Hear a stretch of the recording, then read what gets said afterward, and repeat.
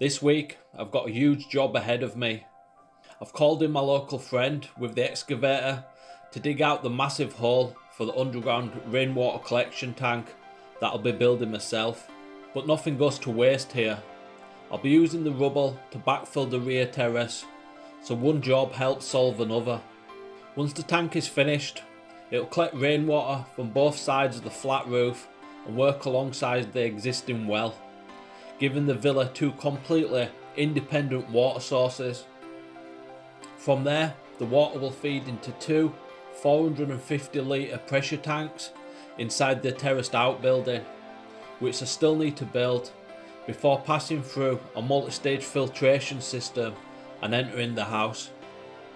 We won't be using it as drinking water, but with the level of filtration planned, in theory, it should be clean enough to do so.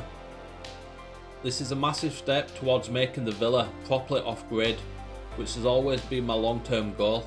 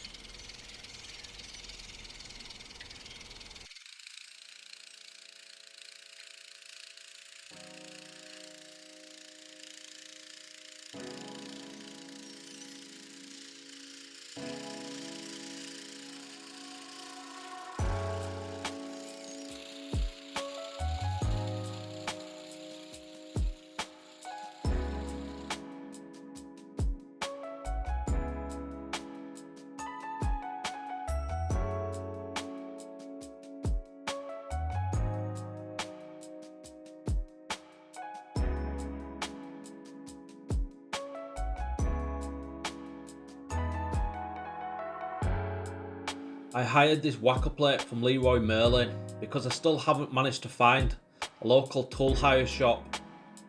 The job now is to get all this rubble compacted properly so it becomes a solid base. It doesn't look like the most exciting job on camera, but this is exactly the kind of work that everything else depends on. I'm working across the entire area bit by bit, compacting it in layers so it locks together properly. Once it's solid, I can level it, lay steel mesh across the entire area and then pour a concrete slab over the top. The slab will eventually become the floor for the outbuilding, and also give me a strong, level surface for the floor tiles later on. It's hard work, it's noisy, there's dust everywhere, and after a while my arms feel like they're going to vibrate off. But it's also really satisfying seeing this area slowly start to come together.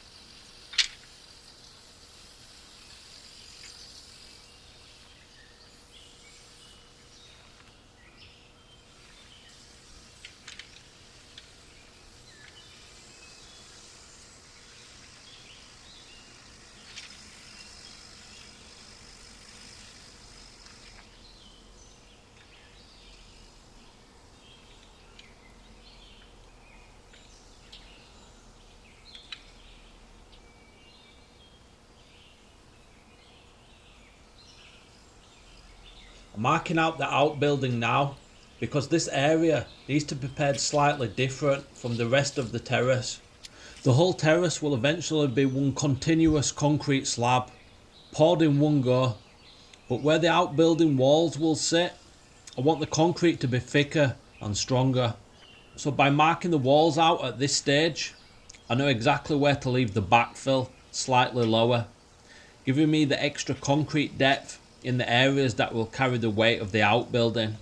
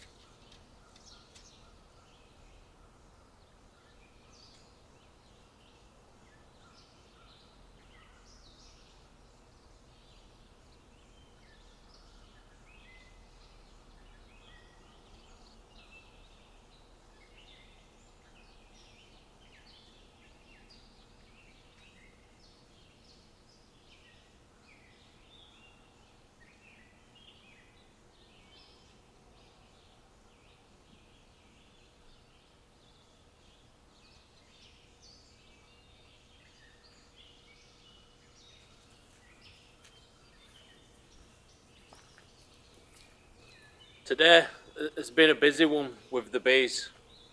This morning I seen a swarm nest in this olive tree. I was super surprised to see it, but also excited because I knew what that meant, an opportunity.